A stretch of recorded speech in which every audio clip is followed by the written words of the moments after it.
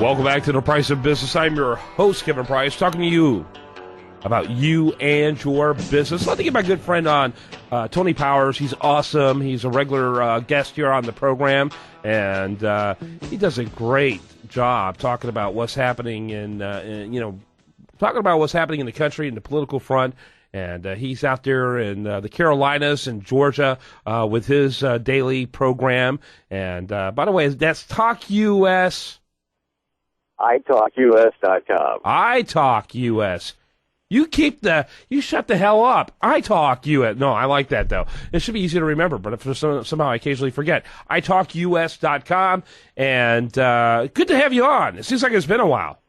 Yeah, it does. Glad to be back on. How's things in Texas?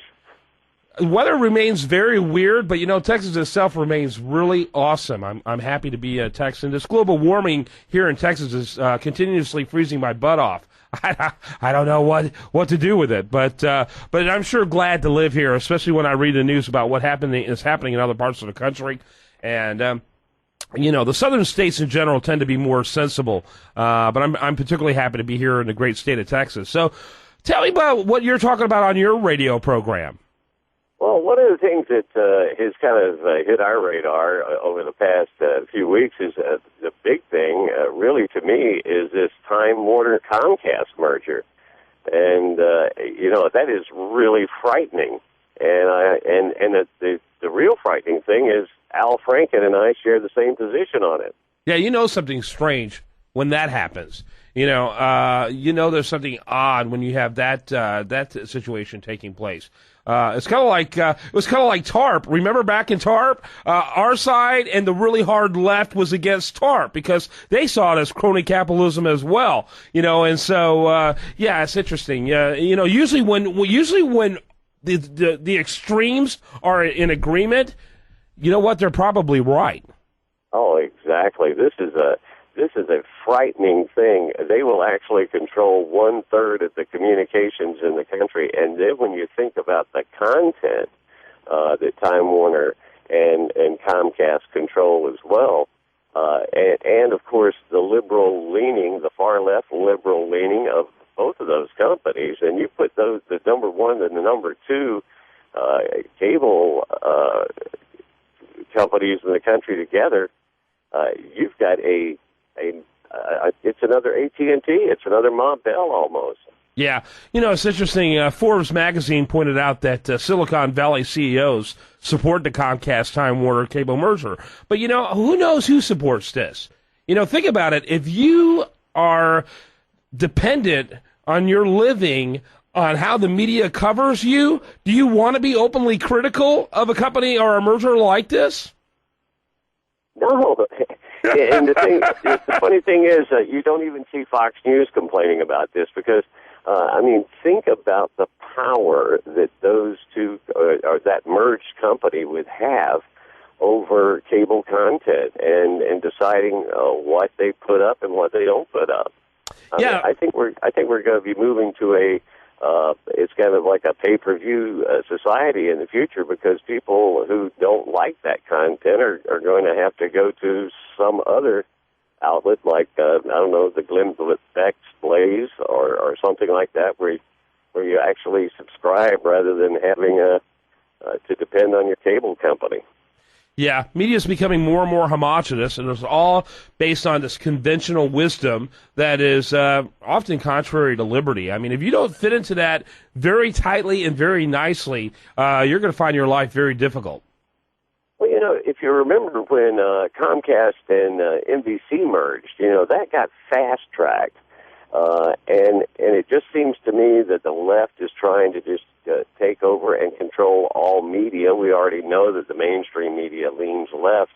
But when you have the company that actually owns MSNBC, would now be in control of 1/3 of communications, and we're not just talking about cable, we're talking about internet and telephone. I mean, this is a huge deal, and it's not on most people's radar, and I don't think they realize just how damaging this could be. Yeah, I agree with you. But it looks like it's foregone. It looks like it's going to happen. Yeah, it does. It really does, and it's a little frightening to me. I mean, think about this. Even in your entertainment programming, and they control a lot of the content that goes on there. They're always putting forth this liberal agenda, and then when you have them controlling most of the news organizations, and the fact that ABC, NBC, CBS, well, NBC already owned by Comcast, those networks then would be kind of obliged to kind of follow the liberal think of Time Warner and Comcast, and not that they don't already, but I think it would just get worse. Yeah. So, what do you think? And with everything else that's going on, it's kind of like, wow, it's just like one more thing. Well, yeah, and the other thing too is you remember when Ma Bell broke up, and they made a whole bunch of smaller companies that competed. We went from the day when we had party lines to suddenly, all the innovation that occurred when you had competition, and how we have advanced since then, and now we've got cell phones and all kinds of new technology. What's going to happen to innovation when you have two companies that can basically say take it or leave it? Mm-hmm. Exactly. Yeah, it has monopoly written all over it, and it continues to move. And I'm really surprised that there's not even people in the more moderate circles who weren't vocally opposed to this, because it does speak of consolidation in an era where we've been moving more and more and speaking towards the virtues of breaking things up. Oh, yeah, but, you've got the conservatives and myself and even libertarians who are like free market capitalists, and they say, well, they should be allowed to do what they want to do. But in this case, I think there is a real argument to be made that costs are going to go up because, again, you'll have fewer choices. They'll control cable for 1/3 of the country. So cost is bound to go up. You're going to have less innovation, and because of that, I think the consumers will suffer, and of course we'll all be then exposed to just one viewpoint. We won't, other than Fox News, and that's assuming that they allow them on their cable stations. We won't have any other outlets. That's true. Fix have to wrap it up. Any last thoughts on what else you've been talking about, real quick, just before we let you go? It'll be a good feeder for next time we get you on.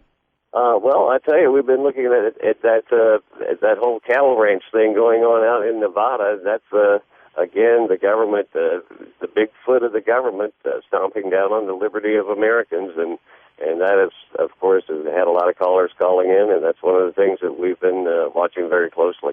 Yeah, no question about it. Thanks so much for being with us. Hey, my pleasure. Tony Powers, you can hear him all the time at italkus.com. They got a great lineup of guests on that program. I always enjoy being on Tony's program, and it was on yesterday and on frequently, just like he's on mine. We have a Mutual Appreciation Society. More after this on The Price of Business.